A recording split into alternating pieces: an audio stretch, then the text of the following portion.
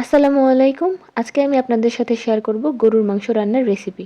রান্নাটা আমি প্রেসার কুকারে করেছি। প্রেসার কুকারে রান্না করলে খুব দ্রুতই রান্না করে নেওয়া যায়। আর সঠিক পদ্ধতিতে রান্না করলে কিন্তু প্রেসার কুকারের রান্নাও অনেক টেস্টি হয়। তো চলুন আমরা এখন রান্নাটা শুরু করি। প্রথমেই তেল দিয়ে দিলাম। আমি এখানে 1 কেজি মাংস রান্না করব, এইজন্য হাফ কাপ তেল ইউজ করেছি। এরপরে গোটা গরম মসলা আর পেঁয়াজ কুচি দিয়ে দিলাম। 1 কেজি মাংসের জন্য আমি এখানে হাফ কাপ পেঁয়াজ দিয়েছি। এখন নেড়েচেড়ে পেঁয়াজটাকে ভালোভাবে ভেজে নিতে হবে।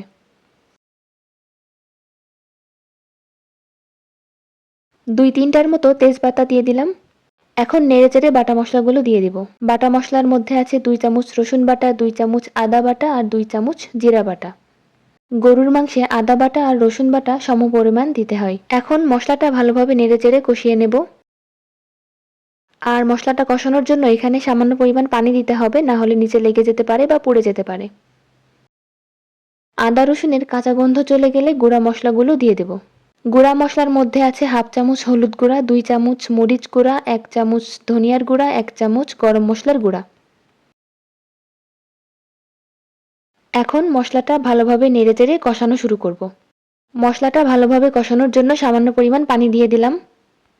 এখন মশলাটা নেড়েচেড়ে ভালোভাবে কষিয়ে নেব মশলা থেকে তেল উঠে আসা পর্যন্ত। 2 চামচ দিয়ে দিলাম লবণ। এখন আবার নেড়েচেড়ে মশলার সাথে লবণটা মাখিয়ে নেব। মশলার উপরে তেল ভেসে উঠলেই মাংসগুলো ঢেলে দেব। এখন এই মাংসটা ভালোভাবে নেড়েচেড়ে 10 মিনিটের মতো কষিয়ে নেব।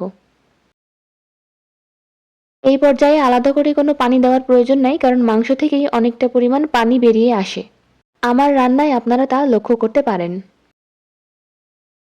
মাংসটা 10 মিনিট কষিয়ে নেওয়ার পরে 4 টুকরা আলু দিয়ে দিলাম।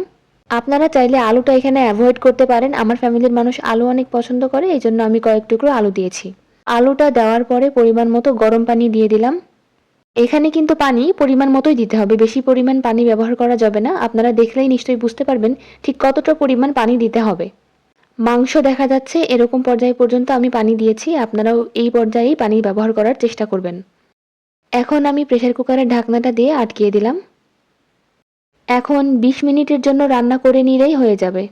20 মিনিট পরে ঢাকনাটা খুলে নিলাম। দেখতেই পাচ্ছেন রান্নাটা কত মজার আর সুস্বাদু হয়েছে।